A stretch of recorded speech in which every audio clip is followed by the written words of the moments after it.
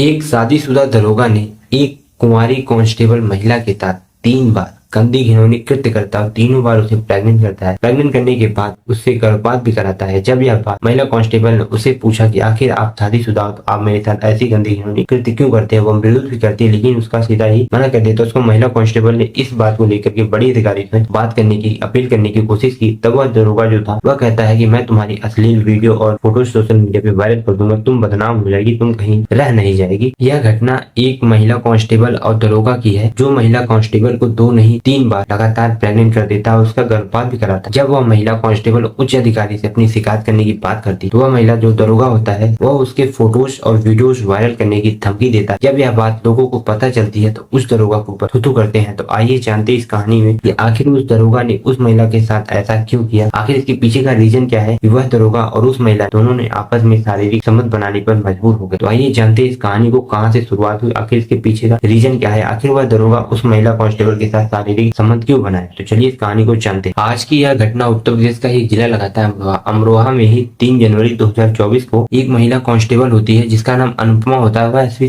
का इंतजार कर रही थी और वह अपनी बारी का इंतजार कर रही थी कब मैं एसपी साहब के सामने जाऊं। तभी उसे अचानक से कांस्टेबल आवाज देती है कि आ जाओ। तब वह महिला एसपी के सामने जाती है। एसपी के सामने पहुंचते ही वह रोने लगती है। उसके बाद एसपी ने उससे पूछा कि आखिर क्यों परेशान हो, आखिर क्या बात है, क्यों रोई हो। तब वह लड़की जो कांस्टेबल थी वह अपने बारे में अपनी बीती हुई कहानी सुनाती है। तो वाकई वो बहुत ही दर्दनाक कहानी। तो आइए उस महिला कांस्टेबल की दर्द भरी कहानी सुनते हैं, आखिर उसके ऊपर ऐसा ही क्या बीते जो एसपी के सामने जाकर रोने पर वो मजबूर हो जाती है। मुरादाबाद का एक थाना लगाता है मझोला थाना, जो कि एक हाईवे की रोड के किनारे है। और उस मझोला थाने के अंतर्गत में वह जो महिला थी कांस्टेबल थी जो एसपी के सामने रो रही थी, वहां पर हेल्प डेस्क के लाइन पर काम कर रही थी। और एक दिन वह महिला कांस्टेबल अपना कार्य कर रही थी। उसी बीच एक दरोगा आता है जिसका नाम ललित चौधरी होता है। और ललित चौधरी ने उस महिला की तरफ देखा तो जो कि वो महिला कांस्टेबल थी वो बहुत ही ज्यादा सुंदर होती है। तो वह दरोगा उस लड़की से यानी उस कांस्टेबल से पूछता है तुम कहाँ की रहने वाली हो। तो वो लड़की कांस्टेबल कहती है कि मैं अलीगढ़ का ही एक गाँव लगाता है वहां पर मैं रहती हूँ। और जब महिला ने अपने गाँव का नाम बताया तो दरोगा फिर से कहता है कि आप एक बार अपने गाँव का फिर से नाम बताइए। जो महिला कांस्टेबल थी फिर से अपने गांव का नाम बताती है। जैसे ही अपने गांव का नाम बताती है और उसके बाद जो वह ललित चौधरी दरोगा था वह तुरंत ही हंसने लगता है, मुस्कुराने लगता है और कहता है कितनी इत्तेफाक की बात है कि तुम्हारा गांव जो है वो मेरी ननिहाल है, वहाँ मेरी नानी का घर है। इतना सुनने के बाद वह महिला कांस्टेबल उस दरोगा से पूछ पड़ती है कि आप कहाँ रहते हो। और उसके बाद वह दरोगा बताता है कि मैं बुंदल शहर का हूँ। जैसे ही वह कांस्टेबल महिला बुंदल शहर का नाम सुनती है तो बहुत ही खुशी हो जाती है क्योंकि उसके आसपास के लोग कोई मिल गया ऐसा लग रहा। और उसके बाद वह महिला और कांस्टेबल दोनों एक साथ ड्यूटी करने लगते हैं। ड्यूटी करते करते कभी कभी रात हो जाती है तो दरोगा कहता है चलो मैं तुम्हें यहाँ छोड़ दूंगा, तुम अकेले नहीं जा पाओगे, ऐसा वैसा करके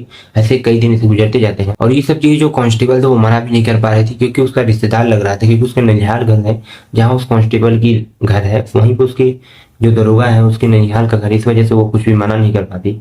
जो वह दरोगा कहता है वो ऐसे ही करती चली जाती। और ऐसे ही करके उन दोनों की नजदीकियां बढ़ने लगती है और साथ में रह करके ड्यूटी भी करने लगते हैं। और एक दिन वह रात में कांस्टेबल घर जा रही थी तो वह दरोगा कहता है कि रात में तुम अकेली जाओगी तो परेशान हो जाओगी, कहो तो मैं छोड़ दूं। वह जो कांस्टेबल थी वो मना भी नहीं कर पा रही थी क्योंकि उसके रिश्तेदार लगते थे, ननिहाल का घर था जहाँ उसके दरोगा का उसका ननिहाल घर था जहाँ उसका घर था वहाँ, इस वजह से वो मना भी नहीं कर पा रही थी। इस जैसा वो दरोगा कर रहा था वो उसको छोड़ने के लिए जाता था, छोड़ने के लिए डेली उस रात के टाइम पे आता जाता। इन दोनों का ऐसे ही सिलसिला जारी रहता था। ये पहली बार वाकया था, ऐसे ही कई बार होते थे जब किसी न किसी बहाने दरोगा बोलता था उस लेडीज कांस्टेबल से, किसी न किसी बहाने वो लेडीज कांस्टेबल दरोगा से बातचीत करने के लिए परेशान रहते। और जो वह दरोगा था ललित चौधरी वह किसी न किसी बहाने उस कांस्टेबल महिला अनुपमा को छोड़ने के बहाने किसी न किसी बहाने से ले जाता था। ऐसे ही करके कहानी यहीं से सिलसिला शुरुआत होती है। और ऐसे ही करके एक दिन दरोगा था वह मौका पाता है, लेडी कांस्टेबल को अपने रूम में ले जाता है, उससे नजदीकियां बढ़ाता है और वह दरोगा उस कांस्टेबल महिला के साथ शारीरिक संबंध बनाता है। जब यह जो कांस्टेबल महिला थी इसका विरोध करती है तो वो दरोगा कहता है इससे कोई भी परेशानी नहीं होगी आपको, यदि ऐसा कुछ होता है, कुछ भी गड़बड़ होता है तो हम दोनों शादी कर लेंगे। और वह जो दरोगा था वो इतनी समझदारी से बात करता उस कांस्टेबल महिला के दिमाग पर असर डालता है जिस वजह से वह महिला कांस्टेबल उस दरोगा के साथ शारीरिक संबंध बनाने से विरोध भी नहीं कर पाई। और ये दरोगा और महिला कांस्टेबल इन दोनों का शारीरिक संबंध पहली बार नहीं था, ऐसे कई बार बनता गया। एक दिन उस महिला कांस्टेबल के पेट में अचानक से दर्द होने लगा। तो उसके बाद वह महिला कांस्टेबल उस दरोगा से बताती है कि मेरे पेट में बहुत ज्यादा दर्द हो रहा है, मुझे तो लगता है कुछ न कुछ तो गड़बड़ हुई। तो वह सीधा अल्ट्रासाउंड कराने लग जाती है। अल्ट्रासाउंड कराने के बाद उसका रिपोर्ट देखने के बाद वह बहुत ही ज्यादा हैरान हो जाती है क्योंकि वह पेट से हो गई प्रेग्नेंट हो गई। और जब यह बात दरोगा को पता चलती है तो दरोगा कांस्टेबल कांस्टेबल महिला से कहता है ये चीजें तो बहुत ही जल्दी हो गई, इसलिए अब तुम्हें इस बच्चे को गिराना होगा। जिससे वह दरोगा होता है वह उस कांस्टेबल महिला को ऐसी दवा खिलाता है जिससे उसका गर्भपात, और उसके बाद उस महिला कांस्टेबल और दरोगा की सामान्य जिंदगी चलने लगती है। कुछ दिन बीत जाते थे, फिर से उस कांस्टेबल और दरोगा की नजदीकियां बढ़ने लगती है, और जब जब उस दरोगा कांस्टेबल के साथ मौका मिलता है तो उसके साथ शारीरिक संबंध बनाता है, गलत काम करता है, और इसका तनी सा भी विरोध उस महिला कांस्टेबल में नहीं कर पाई क्योंकि उसके साथ ऐसी घटनाएं घट चुकी। और जब उसके बाद वो महिला कांस्टेबल और दरोगा आपस में संबंध बनाते हैं तो वो महिला कांस्टेबल फिर से प्रेग्नेंट हो जाती है। जब यह बात उस दरोगा को बताती है, फिर से वह दरोगा उसको ठीक वैसे ही गोलियां खिलाता है जैसे पहली बार उसने गोली खिलाया उस लड़की के, यानी उस कांस्टेबल का गर्भपात करा देता है। और उसके बाद फिर से यह कहानी आगे बढ़ने लग जाती है, और एक दिन जो महिला कांस्टेबल है उस महिला कांस्टेबल के पास दरोगा की मोबाइल रह जाती है, और उसी बीच एक फोन आता है। उधर से एक महिला बोलती है तो उधर से पूछा जाता है कि तुम कौन बोल रहे, फिर भी इधर से भी पूछा जाता है तुम कौन बोल रही। और अब वहीं एक तरफ महिला कांस्टेबल और वहीं दूसरी तरफ उस दरोगा की पत्नी थी, ऐसा दावा किया जाता है। और जो वह महिला कांस्टेबल होती है वह बिल्कुल भी नहीं जानती है कि जो दरोगा है वह शादीशुदा है। जब यह कहानी सुनती है तो वो बहुत ज्यादा परेशान हो जाती है, हैरान हो जाती है। और उसके बाद वह महिला कांस्टेबल उस दरोगा की पत्नी को बताने की कोशिश करती है कि कैसे कैसे करके आपका हस्बैंड मेरे साथ इस तरीके से घटना घटा। और उसके बाद जो वह महिला कांस्टेबल थी वह उस दरोगा की पत्नी को अपने ऊपर आपत्तिजनक बीती हुई सारी बातें बताने की कोशिश करती है, और उधर जो दरोगा की पत्नी होती है वह इस बात को सुनने से बिल्कुल ही मना कर देती है और इसी बात पर कहा सुनी हो जाती है। और ऐसे ही करके कुछ बात आगे बढ़ जाती है। जब कहा सुनी आगे बढ़ जाती है और उसके बाद जो इस बात को लेकर के महिला कांस्टेबल बहुत ज्यादा ऐतराज करती है और उसका विरोध करती है। विरोध करने के बाद उसने उस दरोगा से कहा कि तुम मेरे साथ अच्छा नहीं किए, न केवल तुम मेरे शरीर से खेलो हो बल्कि मुझे दो बार प्रेग्नेंट भी किए, और प्रेग्नेंट करने के साथ साथ मुझे दोनों बार गर्भपात भी करा दिए। चलो ठीक है। और महिला कांस्टेबल कहती है तुम अपनी जिंदगी अलग जियो, मैं अपनी अलग जिंदगी अलग जीऊंगा। ऐसे ही करके वो दोनों अलग अलग अपनी जिंदगी जीने लगते हैं। और ऐसे ही करके कुछ समय बीत जाता है। कुछ समय बीतने के बाद जो महिला कांस्टेबल थी वह अपने घर यानी अलीगढ़ चली जाती है। वहां जाने के बाद अपने घर परिवार वालों से कहती है मेरी शादी करा दीजिए। ऐसे ही करके कुछ दिन बाद उस महिला कांस्टेबल की सगाई तय हो जाती है, और उसके बाद सगाई तय होने के बाद ही उसकी सगाई हो भी जाती है। और वो सगाई होने के बाद वह सीधा अपनी ड्यूटी पर आ जाती है। और उसके बाद जब यह बात दरोगा को पता चलती है तो दरोगा उस कांस्टेबल महिला के साथ मारपीट उतारू हो जाता है और कहता है तुम्हारी हिम्मत कैसे हुई, तुमने शादी कैसे की, सगाई कैसे की मेरे रहते हुए भी। तभी महिला कांस्टेबल कहती है कि तुम शादीशुदा हो, तुम अपनी जिंदगी में खुशहाल हो और मुझे अपनी जिंदगी जीने का अवसर दो, मुझे क्यों इतना परेशान कर रहे हो, मुझे क्यों इतना तड़पा रहे। और तभी वह दरोगा कहता है जब तुम्हें शादी करनी ही थी तो मुझसे एक बार पूछ ली होती। और जब यह बात महिला कांस्टेबल के कान में जाती है तो वह सोचने पर मजबूर हो जाती है। और ऐसे ही करके कुछ वक्त आगे बढ़ता है। उसके बाद फिर से दरोगा और कांस्टेबल के बीच में रिलेशनशिप बनने लगता है। और उसके बाद वह जो महिला कांस्टेबल थी वो बहुत ही ज्यादा परेशान हो जाती है। परेशान होने के बाद अमरोहाबाद का ही एक थाना लगाता है, वहां पर अपना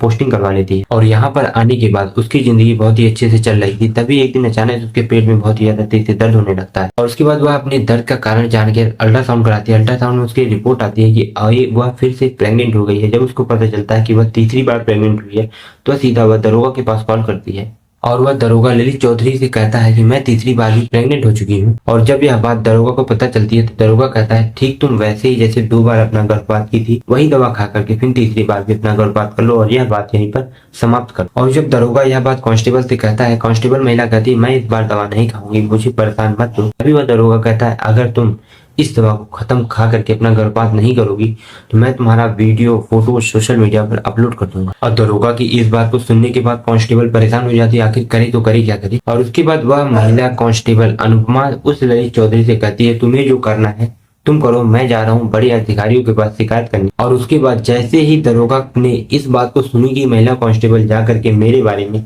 उच्च अधिकारी से बताने वाला है, वो तो दरोगा है वो बहुत ज्यादा गुस्सा हो जाता है। और गुस्से में आकर के वह दरोगा उस कांस्टेबल महिला के पास पहुंच जाता है जहां वह महिला कांस्टेबल होती है जिस थाने में। वहां जाने के बाद वह मार पिटाई बहुत ही ज्यादा करती है। और उसके बाद वह महिला कांस्टेबल आराम से वहां से चली जाती है। मार पिटाई होने के बाद वह सोचने पर मजबूर हो जाती है आखिर करे तो करे क्या करे। और वह उसी बात को लेकर उलझी रहती थी, बहुत ही ज्यादा परेशान हो जाती है। उत्तर प्रदेश पुलिस महिला कांस्टेबल जो रक्षा की रखवाली कर जो कानून में कार्य करता था उसके साथ ही जब यह घटना घट जाती है और उसके बाद वह कई लोगों से बातचीत करती है। महिला कांस्टेबल बातचीत करने के बाद वह उच्च अधिकारी के पास जाती है, वहां जाकर के उस दरोगा के बारे में शिकायत करती है। उसके बाद उन दरोगा जो बड़े अधिकारी होते हैं उस दरोगा के ऊपर उचित से उचित कार्रवाई करने के लिए अपील करते हैं। उसके बाद उसके ऊपर उचित से उचित कार्रवाई होती है, उसे हिरासत में लिया जाता है, उससे पूछताछ किया जाता है कि आखिर तुम ऐसा कर क्या रहे हो।